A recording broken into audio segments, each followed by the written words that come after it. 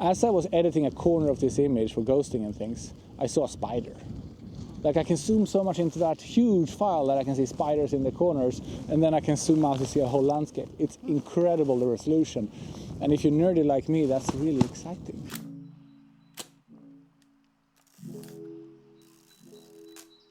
Hello folks, today we're talking about panoramic photography. Really wide, narrow stuff that I really love to photograph.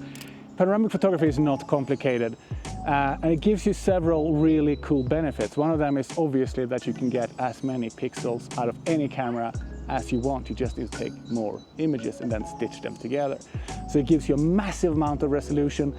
And I got a big ant on my foot because I'm just wearing flip-flops. And anyway, and resolution is really good if you want to print really, really big. Another benefit of panoramic photography is the aspect ratio itself. I made another video about aspect ratio. You can watch that video here or down below in the description, I don't know, put it somewhere. And in that video I say that certain subject matters lends themselves really well to panoramic photography. So with no further ado, we're going to look at how to do it. And I only had one tripod, so the angle of this video is really wonky, but the information is really solid, it's really good. So I hope you will enjoy it nonetheless.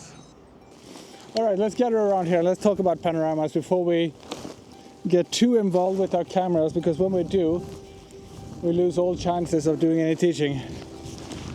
The purpose of panoramic photography is obviously quite obvious and simple, right? We want to be able to take pictures of very horizontal scenes, typically in a 3:1 aspect ratio. Like for example, this mountain chain here, how would that look in a panorama? Can you centralize it? Because such a pointy three-peak mountain as we have here, it lends itself very well with a centralized composition unless there's something to the right or left that supports it, right? Here you don't have that. You have 1, 2, and then the triple with the glacier there. So if you're thinking panoramas, I would say you need to go for the entire mountain chain to make it work. So certain subjects will lend themselves extremely well to panoramas, and that would be mountain chains or scenes like those we have in front of us, which is why when I saw this, I thought this is perfect to discuss this. Right. So let's head over to my tripod and have a look at the gear you need. Every lens has something called a no parallax point, okay? Parallax is basically where you get a difference where it appears that you're standing from a different point as you rotate your lens right and left. There is in every lens a certain point where all the light beams cross, okay? That's the no parallax point. We need to know that on your lenses. To make things easier today, if you come over here, I have a cheat sheet taped to my panorama head. So like on my 1635, if I'm shooting a 16mm, it's 16.7 on the scale here. But I'm going to explain why we use this. So if we were to do a panorama of something in the very distance, I can handhold that. Typically when you shoot a panorama for 3:1, I will shoot 4 or 5 images. Each image will have a 30% overlap to the right and left, so I click, click, click, click. And I do that so I can merge them, blend them together seamlessly in Lightroom, Photoshop or PTQE, which is a specific panorama software later. If I have foregrounds and I try to handhold it, it will not line up. No chance. I need to have a panorama head. For a simple 1-row panoramas, you can see here just a slider like this where the camera is offset from the center of the turning point. So this is an inverted ball head. It allows this to have a turning point that is centralized above the ball head, and also it is leveled. Whereas a normal ball head often turns at the bottom, that will never be leveled unless you level the tripod legs. So having an inverted ball head that levels on top for panoramic photography is essential because it will save you 10 minutes of trying to level your legs. To get to that no parallax point, let's pretend it sits over the Sony logo on the side of this lens here. Basically it needs to be turning over the Sony logo and not in front. Because it's like, when I bring this finger in front of my eyes, I start seeing 2 fingers. It's because they have different viewpoints. It's the same thing with the camera. If you don't turn on the parallax point in the lens, or the no parallax point, the lens will see 2 different images and you cannot merge them. Not a huge problem with a long lens and a really far distant subject matter, but if you have foreground, if you have anything close by, it does not merge, it does not line up, and you cannot use your panoramic images that you spend so much time and energy creating. So as a bare minimum, you need one level. But if you want to do 2 or even 3 levels of panoramic, you need a 360 gimbal like this one. I can do 360 photography with this. I can do a whole orb, and I can do VR with this, because it allows me to photograph on the no parallax point in every angle that exists in a 360 sphere. And that's what Panorama does. So why would we go through all these painstakingly things and not just crop a photo? Well, through this process I can get a photo 30,000 pixels wide, no problem. I can get even more. This gets us into the territory of gigapixels. If I ever want to print 3 meters wide, no problem. I can easily achieve that with this kind of equipment and not buying a gigapixel camera. And this also works as a gimbal head. Put the lens in here and you have a fully functioning wildlife gimbal as well, with a very smooth operating up and down and side to side. So it's something that can do a lot of different things. Okay, what we want to do here now is obviously get some panoramas in, right? We want to be shooting at a focal length that makes sense. A 1635 here doesn't make sense because my panorama would be the entire world and the mountains are far off in the distance. So that's not what we want to achieve, right? So I'm going to just pop on probably a 55, I would say. Probably get us where we want to go. So I'm going to start with this beautiful scene we have over here, because I think that looks great, right? This is a 55mm lens. Let's go to my cheat here. Exactly 1.0, so 10 centimeters is the no parallax point through this lens.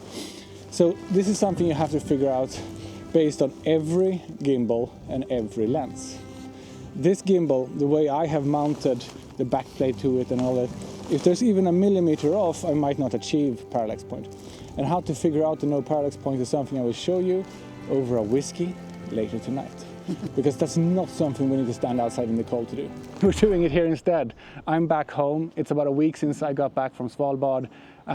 You can see the climate is completely different. I'm hiding under a hat, I'm wearing linen, and it's like almost 30 degrees Celsius outside. It's a beautiful day. I got it rigged up right here. I just got a new lens. I just got it delivered just before Svalbard.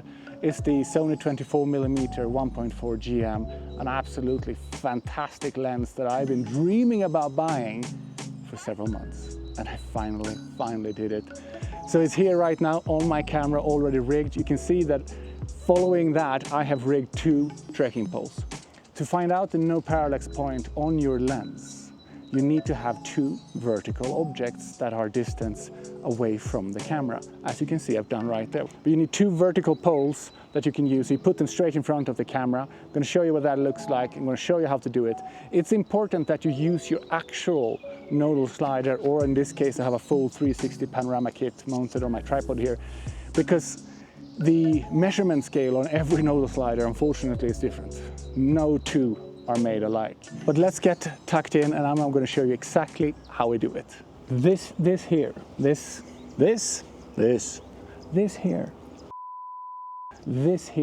is all you need to do panoramic photography. Well, this and the camera, obviously. The base of the whole thing is a really sturdy tripod, which I have here. A really right stuff one. In a good ball head. Ideally, it should be an inverted ball head. If it's not an inverted ball head, okay, the rotation sits below the ball. If the rotation sits below the ball, you need to level your legs, and then you need to have the ball head set perfectly straight up. Otherwise, it doesn't work as a foundation for a panoramic head like this one. And the dogs are going crazy over there. I'm not sure if you can even hear me. I can't even hear myself think. At least that's how it feels right now. So first thing you do is pop the 360 head, or if you're only using a nodal slider, you use only one slider. If it's the same principle as the stuff I'm teaching now. First thing you do, you have a bubble level on the actual 360 head.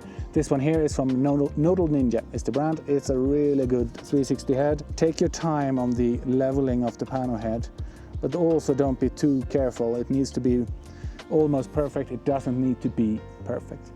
Now this here is all centered, okay? As you can see, I can remove it easily now. I have these 2 clamps that actually fits just around my head, which means I don't have to centralize the base slider of my 360. It's always centralized because I measured that once, and basically the center point on the bottom here should go straight through the center of the lens. That's all you need to know. You need to have a rotating function here, and you need to be able to slide this one in and out. That's the basic function of a 360 head, okay? So as I now mount my camera, and the camera is mounted vertically, it's very important that it is centralized up and down, which you can see there's a little marking here, and I have a little marking on my base plate on the camera. It's now centralized, okay? It's important because otherwise, as this one were to turn, you're not turning around the center line of the lens anymore, you're turning off center, and that again is going to create parallax problems, so we don't want that. It's really important to measure the no parallax point on your own gear. The numbers you will see me getting on the 24mm lens is not going to work for you, because you can see here that the actual Arca Swiss clamp that sits here and attaches to the Arca Swiss base of my camera, it doesn't start at 0. Currently it starts at 3.4mm or something like that, so it's not accurate. My numbers only work for me in this configuration. In front of me here I have 2 trekking poles. They are back. The first one is half a meter from the camera, the second one is another meter away, about 1.5 meters from the camera. As I now turn my camera, or pan my camera like this, when I get a no parallax point or parallax error, these two sticks will be moving like this in my viewfinder on my screen here on my camera. I need to adjust the camera back and forth until these are no longer moving in relation to each other when I move the camera. You start in one point, wherever you want to start. I'm going to start at an extreme here to show you an extreme parallax error. And I'm just going to hit record here. As you can see, as I move this from on the right-hand side all the way over to the left, that back trekking pole is moving in relation to the other trekking pole. We're going to adjust now the camera until we can no longer see that movement happening. As I now centralize my camera, put my sticks in the middle, you can see that I can see both sticks, and I can see that there is a little bit of a gap between the 2 sticks. I like to have it that way. I don't want the 2 sticks completely disappearing from each other, because it makes it harder for me to see how much gap or whether or not I still have a parallax error. So I want to see both sticks slightly offset, okay? So I'm going to start at 15 on my lens here, and I'm going to do a turn. As you can see, I'm recording this again, parallax error. We're going to move over to 13, so we're moving 2 centimeters. And we have less parallax error, but we still have parallax error, as you can see here in this movement. Let's go to 11. Let's see. Now it's getting harder to see, but there is still a movement for sure. And now I don't know if it's back or forth, but we're going to go over to 9. Here goes the dogs again, just to see if it increases the problem. That increased my problem, so I know that I'm around 11. Let's go to 12, because I tried 13 and tried 11. Let's try 12 millimeters. 12 millimeters is really almost spot on. It's no movement. So now I'm gonna actually hit, I have to stop filming, guys, otherwise I can't do this. But I'm basically gonna do a zoom, a digital zoom. I just want to see if there is any movement at all. I don't think there is. Let's try 11.5. And like, I'm looking at microscopic differences on the back of my screen here. It's hardly visible. 11.5 it is. That's the sweet spot. It might be 11.6 or 7. I don't really care. I'm close enough here that I will not get any parallax errors in my panoramic. And I'm going to just hit record. You can see here the sticks are now not moving in relation to each other as I pan the camera back and forth. We're done. And now back to the Arctic. We're just going to go to 10 mil, and look here. I used the centralized one here. I have a sliding scale of numbers. Tilted, you see all the numbers? So I know that it's 10 because I have tested that. So I go straight to 10, lock it in. So with this lens, interestingly enough, like, this is the central point of the head, right?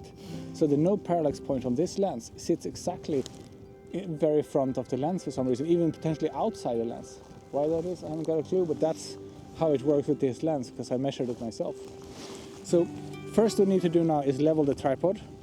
This is obviously being self-leveled because it's an inverted ball head with the panoramic function on top.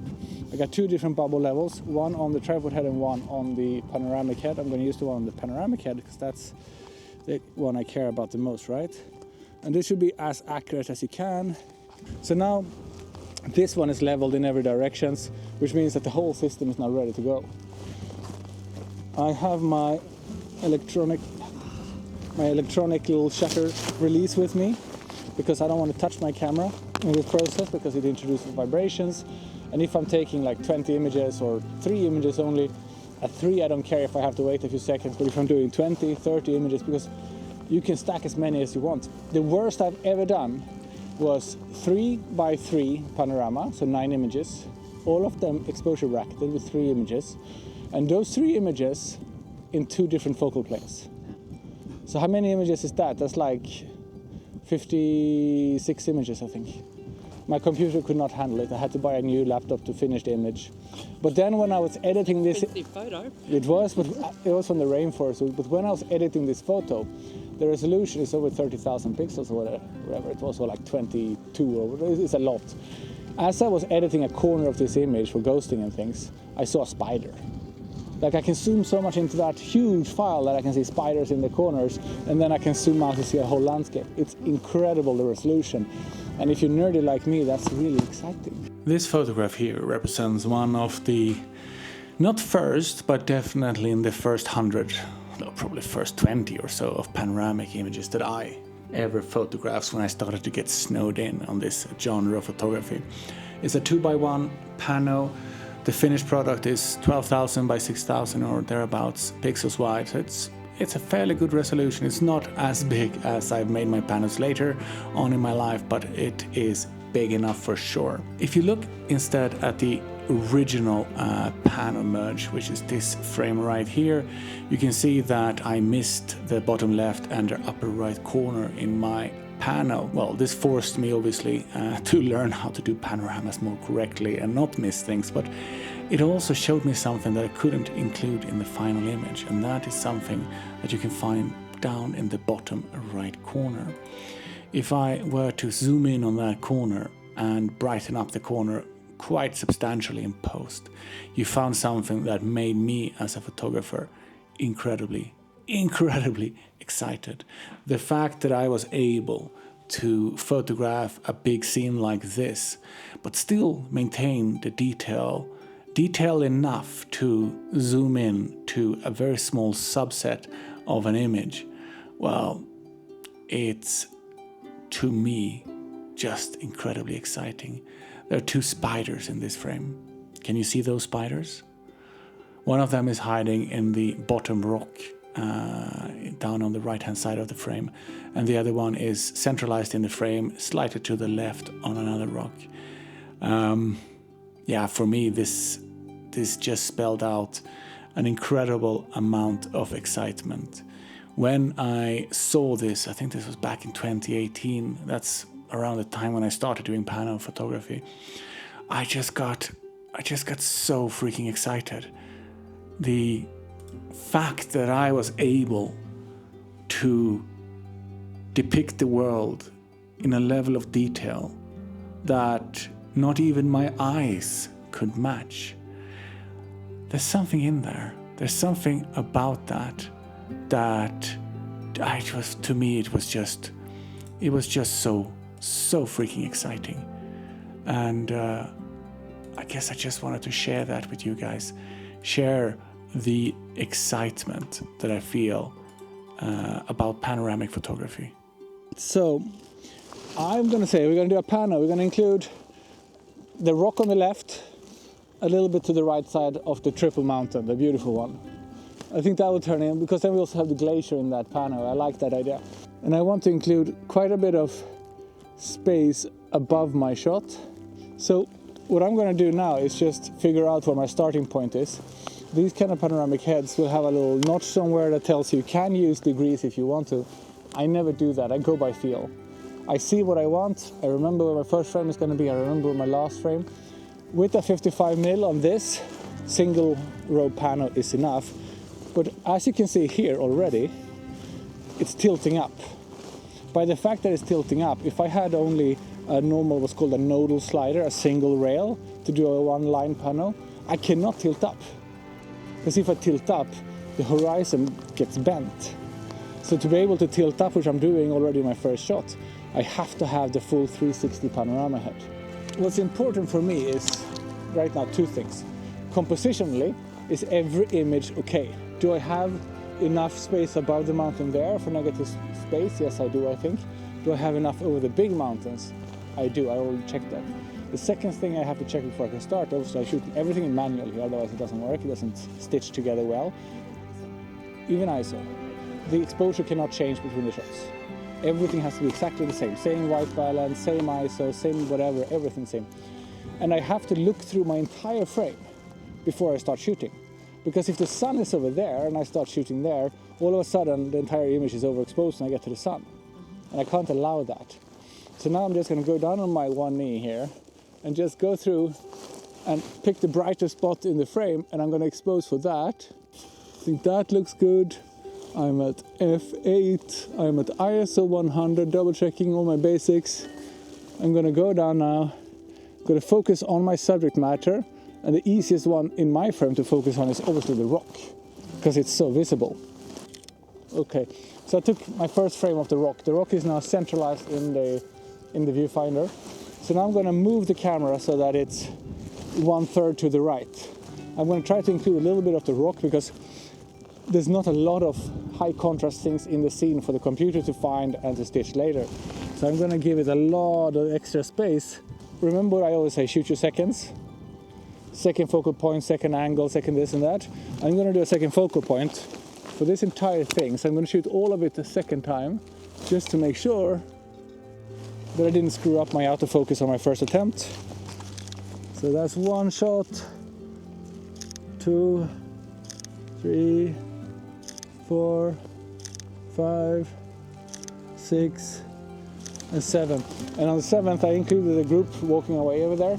I'm not going to use that in the final shot, but I'm shooting a little bit extra, just so I have that and I crop that out in post. And that's the entire shooting process. It's actually really fast and really simple once you have figured out your node parallax point. Figuring out the node parallax point for like the 7 lenses or whatever I own, it takes hours. Because a zoom lens, a 16-35, you can't just figure out the node parallax point at 16. You need to figure it out at 16, 20, 24, 30, 35 or something like that, wherever you will use it. Typically the way I figure out the node parallax point is wherever there is a marking on the lens, I figure out the focal point or the node parallax point. So on the 16-35, they have markings for 16, 20, 24, 28 and 35, and I have the node parallax points for all those points here. Because in between there, I don't know. Like, I might not be accurate. Good for you that we have this landscape. We do not have a lot of stuff happening in front of us. We have nothing happening. So you would have problems if there were like bushes and trees and things here on the foreground. You would have issues if you include the foreground. Thankfully, these mountains are a couple of kilometers off. The parallax point will be imperceptible, or the parallax issue will be imperceptible at this distance. So you can still do all your panoramas today without having a slider, a nodal slider, without having a 360 pano as well. You can still stitch them because there is nothing in the foreground. Foreground equals issues.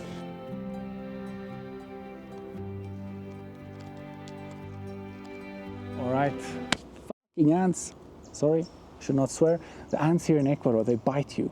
And then you have this red blotch on your foot or your leg or whatever they bit for 10, 14 days. And it itches. It itches more than the freaking mosquito does. I hope you learned something. Like, I'm obsessed with panoramic photography, not necessarily because I love the aspect ratio. I really enjoy shooting 3x1s, but it's not my preferred aspect ratio. It's not what I use a lot of in my work, but I do a lot of panoramic photography to increase my pixel count. I'm dreaming about being able to print 3-meter prints. And for that, you want really big resolution. Of course, you can upscale your images using AI today, but I still like to do it in camera. It's about the craft. And I hope that I have explained in this little tutorial today how you can do it and how easy it is and how fast it is.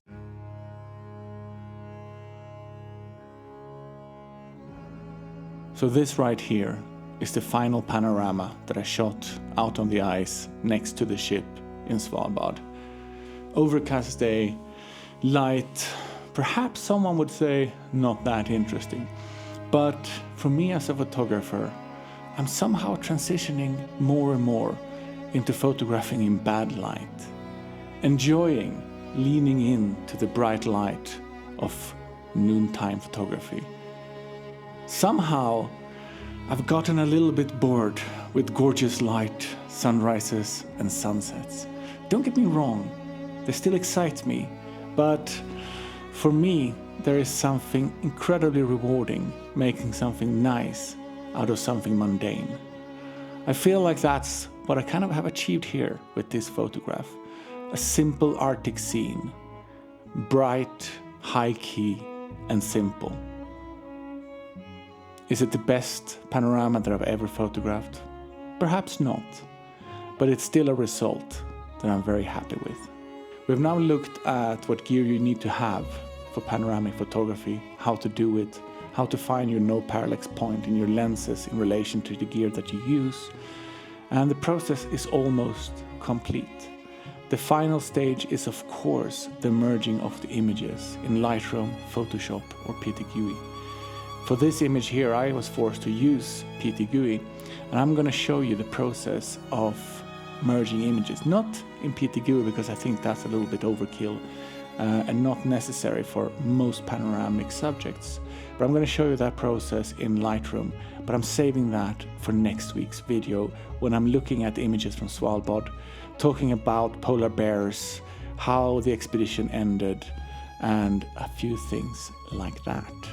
I really enjoyed making this video, and also thank you to the wonderful guests of Terra Photography Expeditions that were with me on this little teaching session on the ice. And also thank you to Virgil, a lovely guide who's running around us as we stand there on the ice, looking to the horizon and making sure we didn't get eaten by polar bears.